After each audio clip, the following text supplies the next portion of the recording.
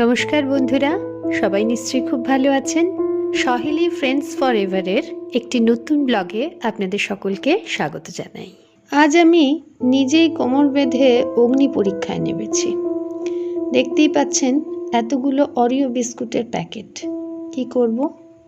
Cake বানাবো। ঠিকই ধরেছেন, আজ এলসার জন্মদিন। প্রতি বছরই তো এলসার জন্মদিনে কেক কাটা হয়, কিন্তু সে কেক কিনে আনি। এবছর ভাবলাম একটা অন্য কিছু করি, যে অন্য কিছুটার মধ্যে নিজস্বতা থাকবে। আর কেক বানানোর থেকে আলাদা কিছু আর কি হতে পারে? আমি জীবনে কখনো কেক বানাইনি, এইটাই প্রথম। আর আপনারা তো সবাই জানেন আমি মোটামুটি রান্নায় দ্রৌপদী। কাজে ভয় নেই, কিন্তু ভরসাও নেই। তাই ইউটিউব দেখে বিস্কুট দিয়ে কেক বানানোটা ভালোভাবে লক্ষ্য করেছি। কাজেই কোমর বেঁধে লেগে পড়ি। আর ভালো মন্দ যাই হবে, খাবে তো আমার বন্ধুই। আর কিছু থাক না থাক, আজকের কেক বানানোটায় প্রচুর ভালোবাসা আছে, আর বেশ অন্তর থেকে একটা তাগিদ আছে কিছু করে দেখানোর।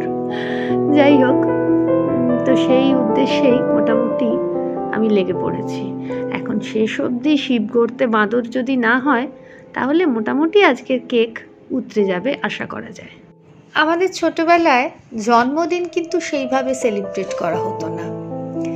দিনটা যে জন্মদিন আর 5 দিনের থেকে আলাদা, সেটা বুঝতে পারতাম যখন ভাতের পাশে এক বাটি পায়েস পেতাম। জন্মদিন মানে পায়েস। এছাড়া কেক কেটে যে জন্মদিন সেলিব্রেট করা হবে, এই ব্যাপারটা তখন কিন্তু অত প্রচলিত ছিল না, আমার এলসা দুজনের ক্ষেত্রেই। কাজেই আমরা এখন এই বুড়ো বয়সে এসে একে অন্যের জন্মদিনকে সেলিব্রেট করি। আর আমাদের ছোটবেলায় কেকের কিন্তু এত দোকানও ছিল না। বিশেষ করে মফস্বলে তো কেক পাওয়া যেত সেই ক্রিসমাসে বা নিউ ইয়ার্সে, ওই সময়টাতেই। তাও মূলত সেটা ফ্রুট কেক। এই যে এত পেস্ট্রি বা বার্থডে সেলিব্রেশনের যে বড় বড় কেক, এসব কিন্তু এত গলিতে গলিতে দোকান ছিল না। আর জন্মদিনে এত উদযাপন ছিল না বলে খুব যে ক্ষোভ ছিল বা রাগ ছিল বা দুঃখ ছিল, তাও কিন্তু নয়। জন্মদিনকে যে আলাদা করে উদযাপন করতে হয়, এই ট্রেন্ডটাই কিন্তু আমাদের ছোটবেলায় ছিল না। নতুন জামা মনে করতে পারি না যে জন্মদিনে আলাদা করে নতুন জামা হয়েছে। আর আমার জন্মদিনটা যেহেতু পুজোর সময় পড়ে, কাজেই ওই সময় একটা আমার নতুন জামা হয়েই যেত। কাজেই আমার জন্মদিনে নতুন জামা আমি পরেছি বলে আলাদা করে জন্মদিনের জন্য সেটা মনে পড়ে না। তখনকার বোধহয় সব মধ্যবিত্ত ফ্যামিলিরই এইরকমই একটা গল্প ছিল। সকলেই এইভাবেই চলতো। সেখানে কোথাও প্রাচুর্য ছিল না, হয়তো অভাবও ছিল না, কিন্তু অকারণ অতিরিক্ত পাওনা আমরা কখনো পাইনি। তবে এখন আমরা একে অপরের জন্মদিনে খুব আনন্দ করি। নিজের জন্মদিনে যত না আনন্দ হয়, বন্ধুর জন্মদিনে আনন্দ হয় তার থেকে অনেক বেশি। আসলে মানুষ প্রিয়জনের মুখে হাসি ফুটিয়েই সবচেয়ে বেশি আনন্দ পায়। তাই আজ তো এই কেক বানানোর প্রচেষ্টা, যদি এলসার মুখে একটু হাসি ফোটে। আপনাদের সঙ্গে গল্প করতে করতেই দেখুন আমার কেক কিন্তু রেডি হয়ে গেছে। এইবার শুধুমাত্র আমি এটা থালায় উপর করে দেব। 1, 2 and 3। দেখতে তো বেশ ভালোই হয়েছে, কি বলেন? এবার এটাকে আমি ক্রিম আর বিস্কিটের গুঁড়ো দিয়ে একটু ডেকোরেট করে নেব। ওই অরিও বিস্কুটের যে ক্রিমটা আমি খুলে রেখেছিলাম, সেটাকেই আবার একটুখানি দুধ দিয়ে আর হোয়াইট অয়েল দিয়ে একসঙ্গে করে মেখে এই ক্রিমটা তৈরি হয়েছে। আর যে বিস্কিটের গুঁড়োটা ছিল সেটা খানিকটা আমি তুলে রেখেছিলাম, সেটা দিয়েই এই উপরের অংশটাকে একটু আবার ভরে দেবো। তাহলে একটা কোকোর লেয়ার থাকলো আর একটা ক্রিমের লেয়ার ভেতরে থাকলো। প্রথমে ভেবেছিলাম একটু ভালো করে ডেকোরেট করে একটু নাম টাম লিখবো, তারপরে দেখলাম কোনোভাবেই আর সেগুলো আমার দ্বারা সম্ভব নয়।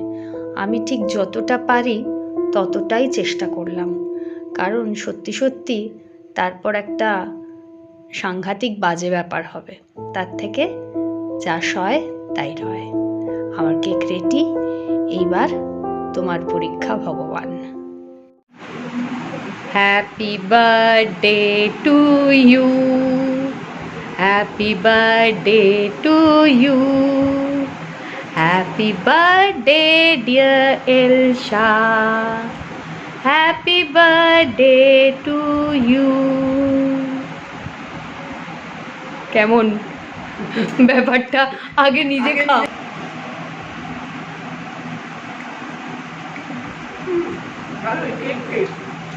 কেক কেক কেকের মতোই তো হবে, পাউরুটি কেক টাইপের ব্যাপারটা। এলসা বলেছে কেকটা নাকি পাউরুটি কেক, অর্থাৎ পাউরুটির মতো নাকি খেতে হয়েছে। বিস্কুট দিয়ে যে পাউরুটির মতো কেক বানানো যায় সেটা বোধহয় একমাত্র আমিই পারি। যাই হোক, বন্ধুর মুখে যে হাসি ফুটেছে এবং শেষ পর্যন্ত যে ও খেতে পেরেছে, এতেই আমি খুশি। আর এখন এলসার জন্য একটা ছোট্ট গিফট। এই গিফটটাও এক্সক্লুসিভলি ওর জন্যই। ও এখন খুলছে। কি রে, দেখ পছন্দ হয়েছে? এইটাতে বাড়িতে রোজ কফি খাবি, তোর জন্য, শুধুমাত্র তোরই জন্য।